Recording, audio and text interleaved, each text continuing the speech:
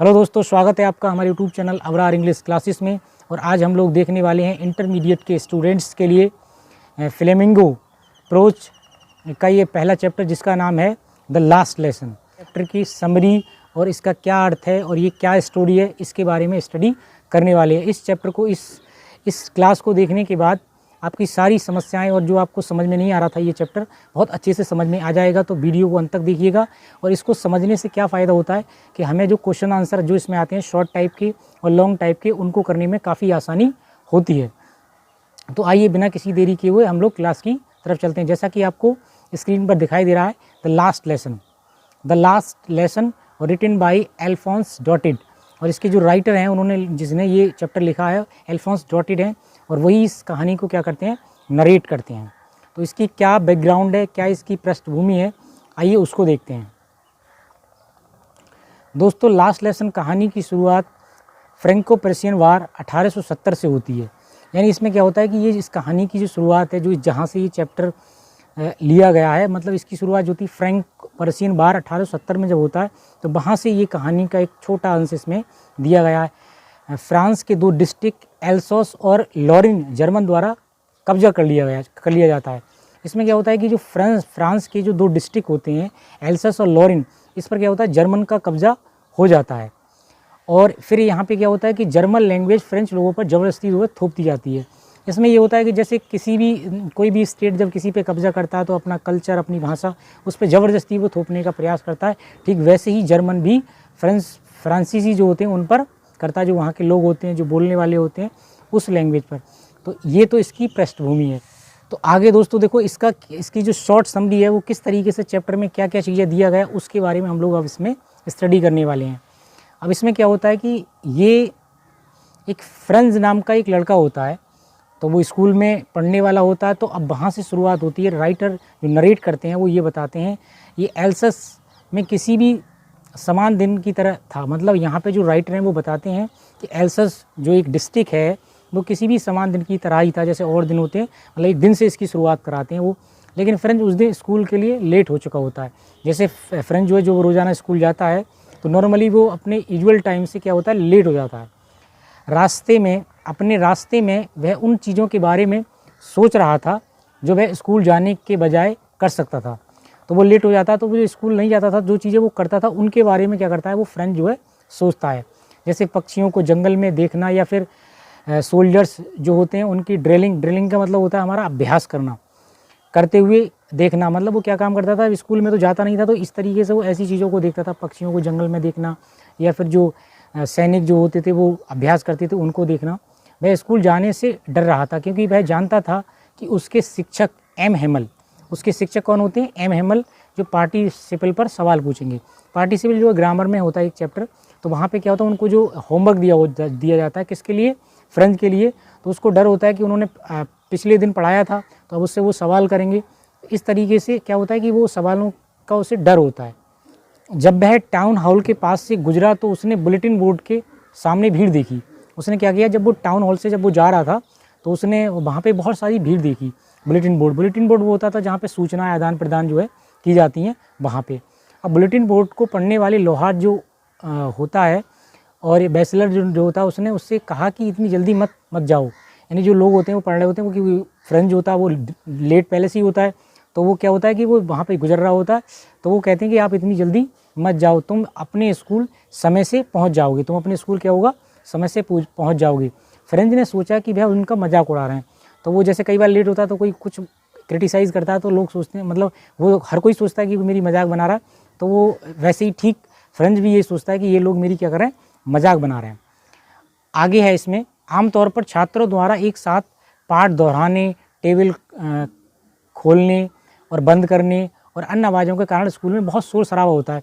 जैसे स्कूल में अगर आप लोग होगे, तो स्कूल में क्या होता है, काफ़ी शोर शराबा होता है। बच्चे अपने टेबल्स को पढ़ रहे हैं, अपने चैप्टर्स को दोहरा रहे हैं, इसी तरीके से काफ़ी शोर शराबा होता है।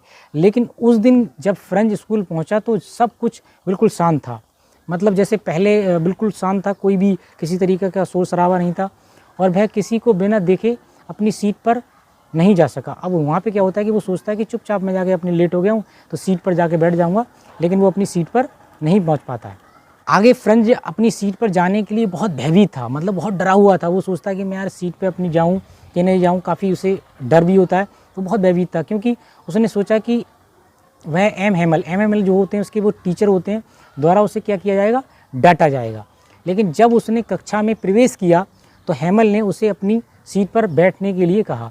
यानी जब वो जाता है उसे काफ़ी डर होता है, लेकिन हैमल क्या करते हैं, उसे बुलाते हैं और उसे अपनी सीट पर बैठने के लिए वो कहते हैं। जैसे ही वह बैठा उसने देखा कि उसके शिक्षक ने अपने सुंदर हरे रंग का कोट, फील्ड शर्ट और काली कढ़ाई वाली टोपी पहनी हुई थी, जिसे वे केवल निरीक्षण या पुरस्कार बांटने के दिनों में पहना करती थी। मतलब जैसे ही वो वहाँ पे एंट्री मारता है, मतलब स्कूल, मतलब उसमें क्लासरूम में, तो वो क्या करता है, बहुत अच्छे कपड़े में, सूट वूट में वो होते हैं जो एम हैमल होते हैं, जो उसके टीचर, जो आमतौर पर क्या करते थे कि वो कोई फंक्शन होता है स्कूल का फंक्शन, उसमें पहना करते थे। जब फ्रेंच ने पिछली वाली बेंचों पर देखा तो वह एक बूढ़ा हॉस्टलर जो एक पुराना प्रम्बल साथ लाए थे, जो प्रम्बल होता है ना, वो अपना साथ लेकर आए थे।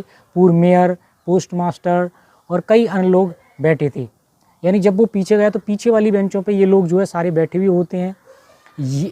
वह इस सब के बारे में सोच ही रहा था। वह क्या कर रहा था, इस सब के बारे में सोच ही रहा था कि उसी समय एम हैमल ने कहा कि ये फ्रेंच शिक्षक के रूप में उनका आखिरी दिन था।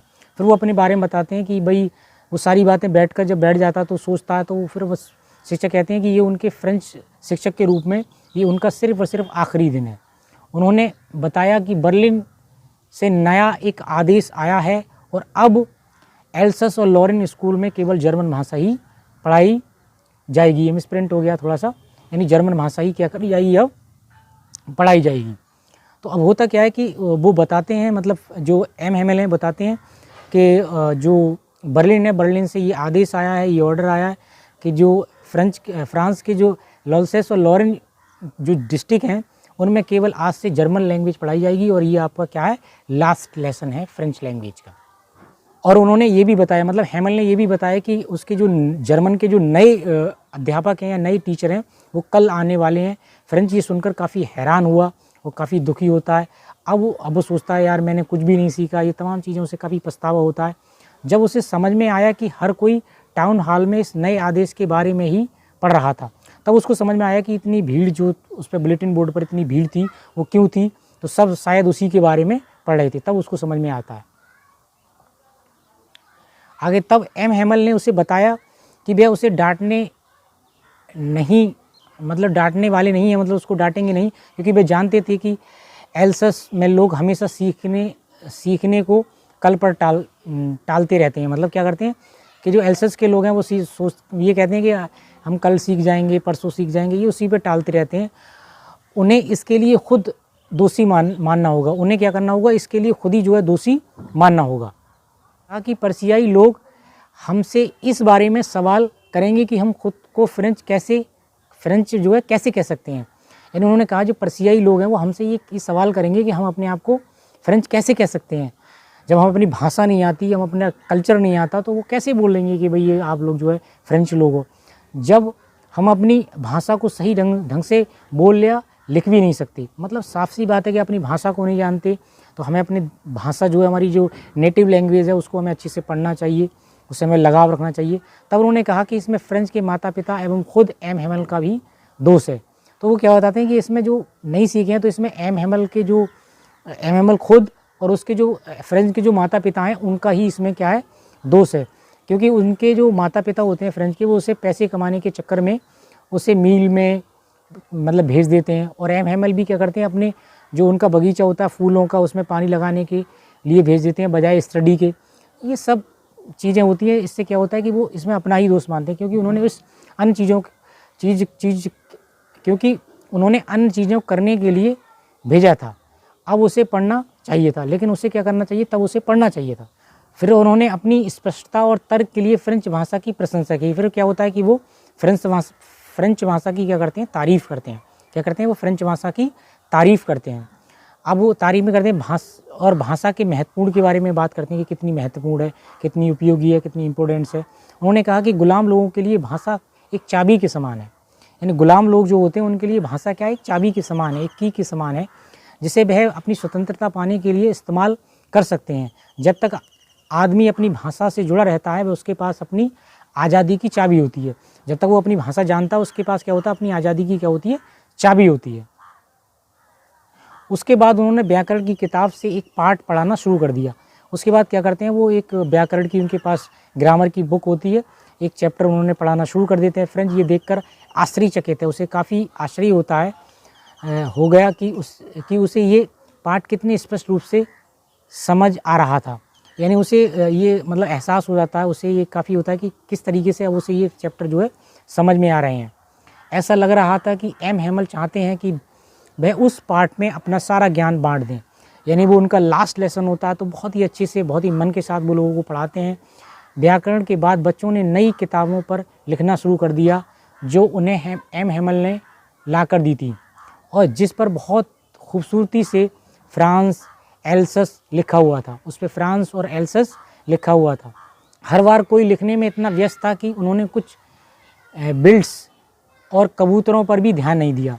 यानी वहाँ पे इतने लिखने में वो थे, जो वहाँ पे कबूतर वगैरह थे, उन पे भी किसी ने ध्यान नहीं दिया। फ्रेंड्स सोच रहा था कि क्या पर्सियाई के जो लोग हैं वो कबूतरों को भी जर्मन गवाएंगे। वो बोलते हैं कि क्या इनसे मान लो जो हमसे वो जर्मन लैंग्वेज के बारे में थोप रहे हैं हमारे ऊपर, तो क्या इन कबूतरों से भी जो है वो जर्मन लैंग्वेज क्या करेंगे, गवाएंगे। फ्रेंच ने देखा कि एम हैमल एकदम स्थिर बैठकर कक्षा में सब कुछ देख रहे हैं। फ्रेंच ने देखा कि वो स्थिर मतलब बैठकर जो कक्षा है, जो क्लास है, उसमें सब कुछ देख रहे हैं। ऐसा लग रहा था कि जैसे वह अपने दिमाग में कुछ बसा लेना चाहते हैं। ऐसा लग रहा था कि वो दिमाग में अपने कुछ बसा लेना चाहते हैं, क्योंकि अगले दिन उन्हें देश छोड़ना था। और जब वो कई बार जब हम लोग नई अपनी जो हम बहुत सालों से, क्योंकि वो 40 साल से यहाँ पे पढ़ा रहे थे, तो वो काफ़ी बहुत चीज़ों को बहुत अच्छे ध्यान से देख रहे थे, क्योंकि वो कल इस देश को छोड़कर जाने वाले थे। और उनकी बहन ऊपर कमरे में ट्रैक पैक कर रही थी। यानी उनका जो ट्रैक था, जो जिसमें वो सामान लेके जाने वाले थे, वो क्या कर रही थी, वो उसको पैक कर रही थी। और लिखने के बाद उन्हें इतिहास का पाठ पढ़ाना था। यानी ये सब लिखने के बाद क्या करना था, उन्हें इतिहास का जो है पाठ पढ़ना था। किनको, जो उसमें तमाम लोग क्लास के अंदर बैठे थे उनको। वह बूढ़ा हाउसर जो एक पुराना प्रमल साथ लाए थे, यानी उसको क्या कहते हैं, खड़ा हुआ और उसने चश्मा पहन लिया और प्राइमर पढ़ना शुरू कर दिया, जबकि उसकी आंखें आंसुओं से भरी थीं। यानी लास्ट दिन था, तो सब लोग रो रहे थे वहाँ पे। एक बहुत ही मतलब वैसा इमोशनल वाला माहौल था। उसकी आवाज़ काँप रही थी। कमरे में हर कोई एक ही समय में हंसना और रोना चाहता था। यानी उस समय रोना भी चाहता था वो लोग और हंसना चाहते, सबको जो है क्या हो रहा था, एक तरीके से रोना आ रहा था। जैसे ही 12 बजे एक ही समय में प्रार्थना और पर्सियाई सैनिकों ने ड्रिल की आवाज़ आने लगी, यानी जो अभ्यास कर रहे थे उसकी आवाज़ आने लगी। एम हैमल खड़े हुए और बोलने लगे। ऐसा लग रहा था कि उनका गला घुट रहा है, क्योंकि काफ़ी ज़्यादा वो इमोशनल हो गए थे इसको लेकर के, और वह एक शब्द भी नहीं बोल पा रहे थे। इसलिए उन्होंने ब्लैक बोर्ड की ओर रुख किया। यानी उन्होंने क्या काम किया, ब्लैक बोर्ड की तरफ देखा और चाक का एक टुकड़ा लिया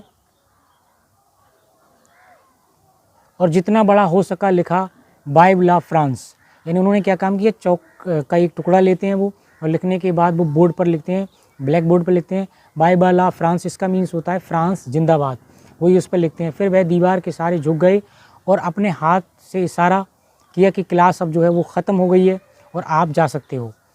तो ये दोस्तों ये कहानी थी। तो इसमें होता क्या है, आपको मैं एक बार फिर शॉर्ट में बता रहा हूँ कि इस कहानी के अंदर क्या होता है कि फ्रेंच स्कूल के लिए लेट हो जाता है, और स्कूल को लेट होने के साथ साथ क्या होता है, वो जाता है। तो वहाँ पर जो बुलेटिन बोर्ड पर बहुत सारी भीड़ होती है, तो उसमें से जो लोहार होता है वो कहता है कि अभी आप लेट नहीं हुए, तो वो सोचता है कि ये मेरी मजाक बना रहे हैं। तो वो क्या काम करता है, फिर क्लास में चला जाता है। उसको डर होता है, क्योंकि जो एम हैमल टीचर होते हैं उसको पार्टिसिपल के बारे में बताते हैं और उन्हें अगले दिन सुनने के लिए बोलते हैं, तो उसको डर होता है, उसको बिल्कुल भी कुछ नहीं आता। फिर वो जाते हैं और एम हैमल बोलते हैं उससे कि आप जाके अपनी सीट पर बैठ जाओ, फ्रेंच जाओ अपनी सीट पर जाके बैठ जाओ।